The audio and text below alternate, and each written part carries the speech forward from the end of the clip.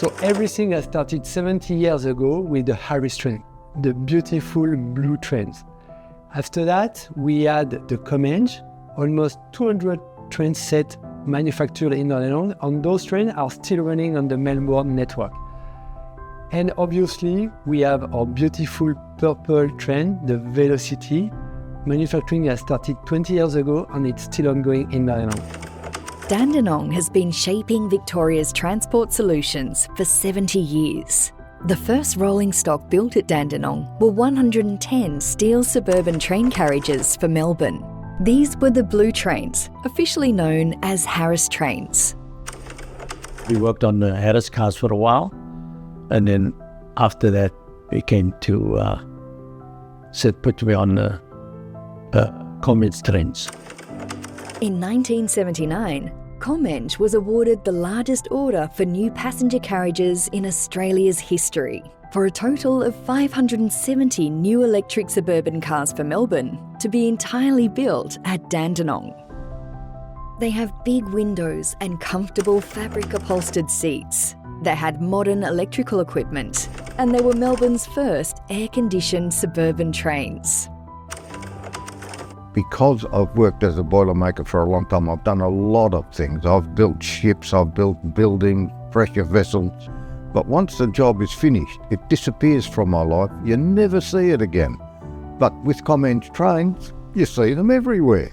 So I travel on the trains a fair bit, and I still travel on them now, and I still see the bits that I've made. So yeah, that's pleasing to me.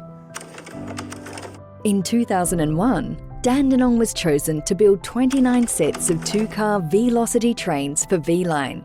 These were the first trains in Victoria allowed to run at 160 kilometres an hour in passenger service.